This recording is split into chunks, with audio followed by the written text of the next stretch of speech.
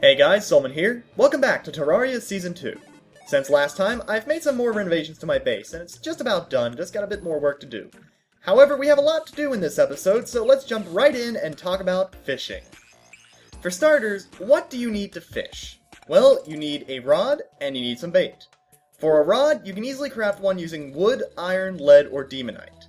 As for bait, you can use just about any kind of bug that you can catch with the bug net, as well as bait you can earn from doing quests or catch while fishing, such as this cute little guy right here. The two pieces of bait that I recommend using are fireflies and worms. Fireflies are easy to find at night, especially near housing divisions for NPCs and with a water candle nearby. The easiest way to find worms is to look for dirt clumps on the surface and break them with a pickaxe. There is a hard-coded 1 in 6 chance of releasing a worm whenever you do this. The reason I recommend these two critters over any others to use as bait is because they both have a high bait power. Bait power has two effects in the game. The first effect is that it decreases the consumption of your bait. Whenever you cast your line and catch something, there is always a chance that you will end up consuming the bait that you used. But with a higher bait power, there is a greater chance that the bait will be conserved instead. The second effect is that it improves your fishing power. You see, fishing isn't just about casting your line and clicking when you see the bobber dip. It's also about maximizing your fishing power for the best chance of getting a rare catch. Your fishing power is determined by a number of factors. Your fishing pole is the first, as it gives you a base fishing power that improves with the quality of the materials used to make it. Your bait power also improves your fishing power, as well as the time of day. For 90 in-game minutes just before and after night, your fishing power gets a huge boost, but at all other times it suffers a penalty. The phase of the moon also affects your fishing for better or worse, and rain will always increase your catch quality. Lastly, there is the size of the lake in which you are fishing. Instead of counting every single block in a body of water, the game instead calculates the lake size by multiplying the width of the lake from shore to shore by the depth of the lake as measured from where the bobber is. A lake has to be at least 75 blocks large for you to be able to fish from it, 1,000 blocks if you're fishing from the ocean, and the quality of your catches will increase with the size of the lake up to 300 blocks. 300 blocks is also the point when you'll stop catching garbage when fishing. The last thing that can improve your fishing power is equipment and potions, both of which you can get from the Angler. So let's now talk about the Angler for a bit. The Angler is the first child NPC in Terraria, and he will give you fishing quests for you to complete. Every morning, he will name a quest fish and tell you what biome you can find it in. If you fetch him the fish, he will give you 1 or 2 different items as a reward and dismiss you until the next morning. Typically, the prizes he gives are decoration items, such as those you see scattered around my house. However, he'll also give away a few costumes, such as the fish costume that you'll be seeing me wearing through the majority of this episode. Sometimes he'll hand out bait along with another item when you complete a quest for him, and also he will hand out accessories and potions that will improve your fishing ability. The best of these, in my opinion, is the high-test fishing line, which prevents your line from breaking, a very annoying thing that can happen irritatingly often without it. Finally, there are the fixed prizes. After completing a certain number of quests for the Angler, you will be given one-time only items that you can't get any other way. After 10 quests, you will get the Fuzzy Carrot, which is a pet summoning item. I'll save pets for a later episode so that we can stay on topic with fishing. At 20, 30, and 40 quests, you'll receive the pieces of the fishing armor, where each piece will give you a 5% boost in fishing power. And lastly, at 50 quests, you will receive the Golden Fishing Rod, the best fishing rod in the game with a base fishing power of 50%. Unfortunately, I can't show off these items just yet due to only having completed 11 quests. Fishing can be its own reward, however, even without the Angler and his quests. Depending on where you fish and how good your fishing power is, you can sometimes find fish that can be used as weapons or tools. The swordfish, for instance, can be used as a spear, and is just about as good as the katana aside from its lower critical strike chance. You can also get the rockfish, which acts as a hammer and can deal a massive 25 damage. This is much more powerful than most anything else you can get at this point in the game, which makes it something worth trying to get, so long as you take caution not to destroy the walls and floors around you as you fight. Even if you don't catch any of these special fish, the other fish you can find are worth the effort. Many of them can be used to make useful potions, such as the armored cave fish, which is an ingredient in making endurance potions. Those fish that cannot be used in potions can instead be crafted into food, all of which give you the well-fed buff that boosts your stats in the same manner as soup or cooked marshmallows. Although, cooked fish only gives you 3 minutes of the buff as opposed to the 10 minutes of the marshmallows or the soup. The only exception to both of these fish groups is the golden carp, a rare catch that you can find in the underground and below that serves no purpose other than to be sold for a lot of money. 10 gold coins to be exact. And even if you never catch a golden carp, all of the other fish can be sold for no less than 5 silver coins. So with enough time and patience, you can easily make a small fortune through fishing. What's more, as you fish, you'll stumble across crates. Crates can be opened in the same manner as goodie bags from Halloween, and every crate will give you a handful of coins, potions, ores, bars, or special items from its drop table. The crates, from most common to least, are wooden, iron, and golden crates, and the rarer the crate is, the better its drop table is. Crates are super profitable, as you have a very good chance of getting gold coins from them, in addition to whatever bars or special items you might also find and be able to use. So to draw fishing to a quick close, let's take a look at something I've put together to help me with my fishing. In the underground, I've done some terraforming and created a massive underground lake. Here, I can comfortably fish for golden carps, armored cavefish, and a few other goodies such as crates or the rockfish that I prize so much. In addition, this underground lake gives me a wonderful place to grind for jellyfish, which can drop a very useful accessory that I hope I will be able to show off later. So that draws a close to fishing for the time being, but I'm not quite done in the underground. No, there's one last thing I want to do before I return to the surface, and that's to rescue the Stylist. The Stylist is a relatively new NPC introduced around the same time as the Dresser, and to my horror, she can only be found within spider nests. Once you do manage to find and free her, however, she will let you change your hairstyle and color at will, such as how the Dresser lets you change your clothing colors. However, the Stylist also sells hair dyes, all of which change your hair color dynamically depending on some set of conditions. The Time hair dye, for instance, can be bought during crescent moons or a waxing half moon, and will change your hair color depending on the time of day. So, if you lose track of time easily underground and don't want to craft a watch to tell the time, which is something you can do, you can use this hair dye as a makeshift timepiece. And if you max out your life using life crystals, you can buy a hair dye that changes your hair from red to black depending on how much health you have left. On the topic of life crystals, I have found quite a few since the last episode, and my health is now well over 200. Unfortunately, this means I have now triggered a few events to happen in my world, including the reappearance of an old nemesis. So, having gone this long without any major action, let's go ahead and start talking about the first boss of Terraria. In order for the first boss to appear, there's a certain set of conditions that have to be met. 1. You have to have at least 200 life or more, so you need to have found and used at least 5 life crystals in your world. 2. Your total defense must equal or be greater than 10. As you can see, I have 22, which means that I am more than ready for this fight. 3. You need at least 4 NPCs staying in your world. And lastly, you cannot have already defeated this boss within your world.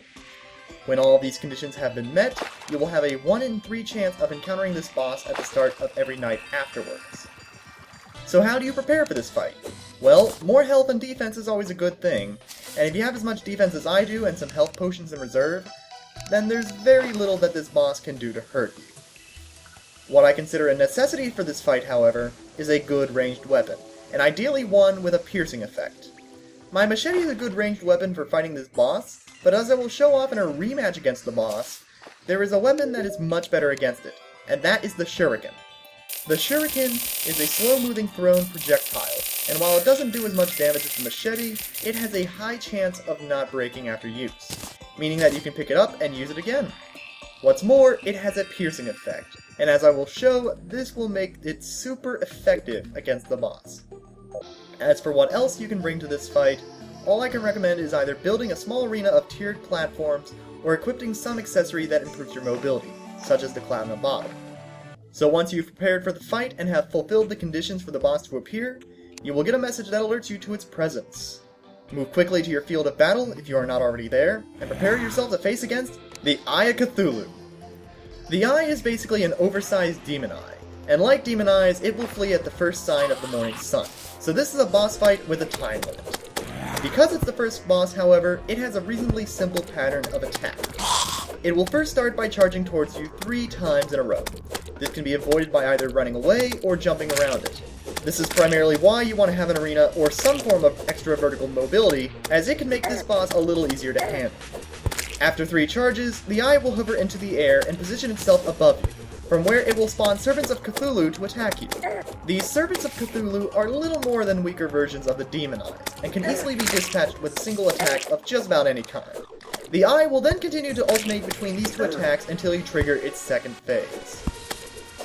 As the eye always likes to keep a distance, and it's otherwise too dangerous to stay close to it for too long, ranged is definitely the best choice for this battle.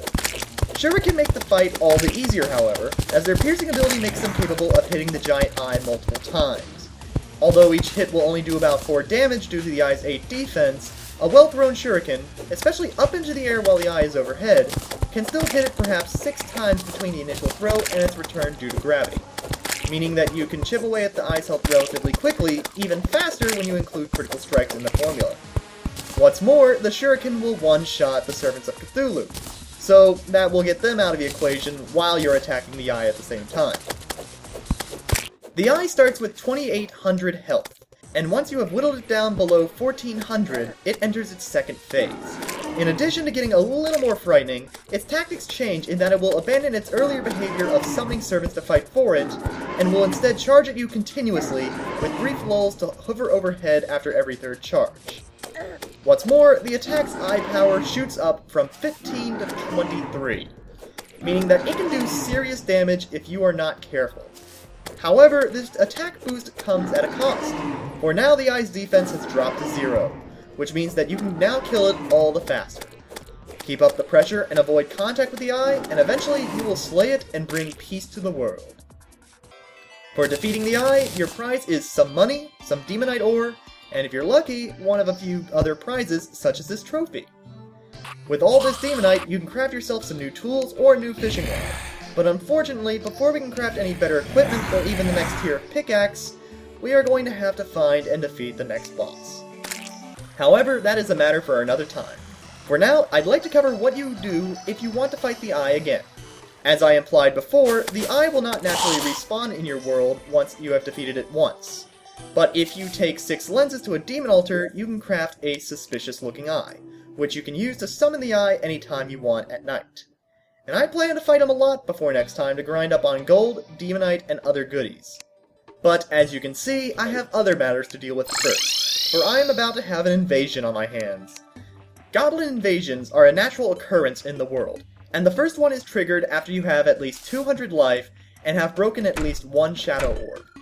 There will be a 1 in 3 chance of an invasion occurring every morning once these conditions are met, and once you have defeated the first army, a different set of conditions will go into effect.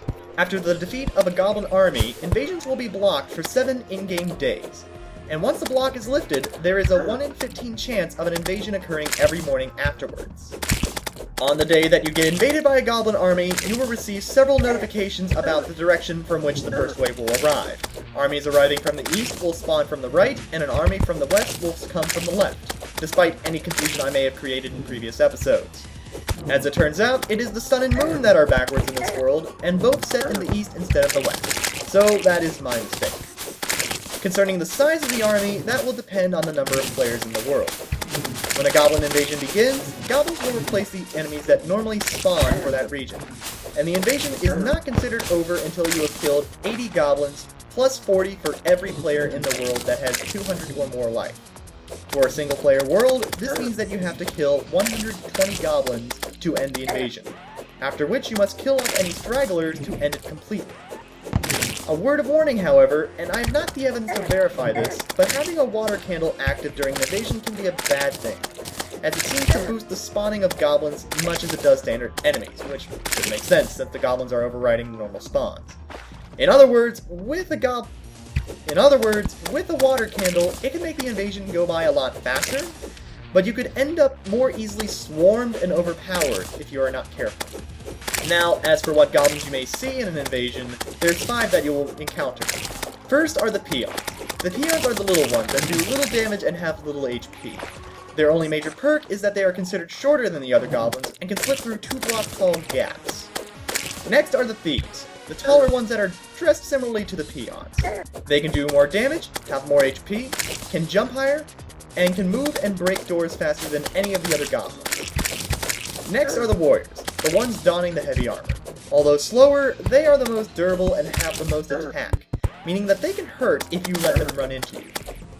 While these three types of goblins are pests, they do not compare to how annoying these last two are. First are the archers, who hang back and fire arrows at you from afar. They can be kept from firing via knockback, however, so if you can stay on top of them, they won't be that bad. The worst goblins of all, however, are the sorcerers. They will appear some distance away from you, sometimes behind a wall or some other structure, and fire magic at you until you kill them.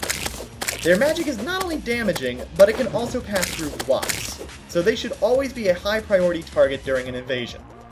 All in all, prioritize those goblins that are the biggest threat, and mow down all others as you go. Use health items as necessary, and don't be afraid to make a tactical retreat if needed. So what do you get for fending off an invasion? Well, for starters, you get spiky balls from each of the goblins that you kill. These spiky balls are pretty much oversized caltrops, so you can drop them on the ground and they will inflict up to 5 hits to any enemies that pass over them. These are in turn a very useful tool to use in future invasions, which is pretty ironic when you think about it. What's more, defeating a goblin army for the first time will unlock the appearance of a new NPC in the underground, the Tinkerer. Once you find the Tinkerer and untie him, you can buy from him the almighty Tinkerer's Table. This beautiful crafting station lets you combine your accessories such that you can get the effects of 2 or more different accessories and only use a single accessory slot for them. To give an example, let's buy some rocket boots from the Tinkerer. These boots, when equipped, gives you a small rocket boost after your last jump, which makes it a great tool for getting around faster and higher.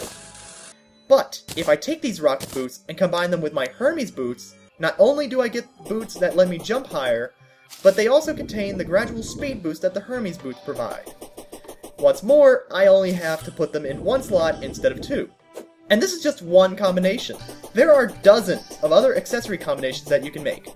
And while you can't just combine any one accessory with another, learning what accessories can be combined and equipped can make your character all the more versatile. Lastly, the Goblin Tinkerer can reforge your equipment.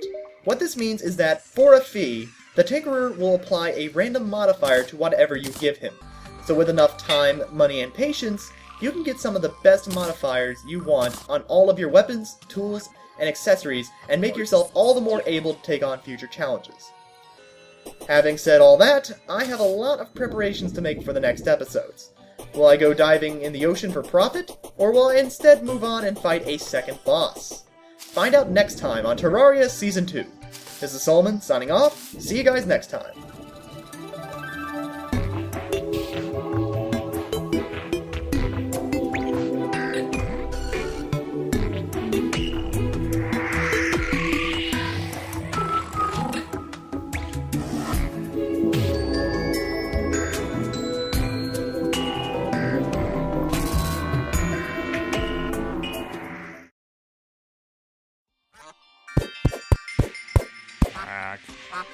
Ack.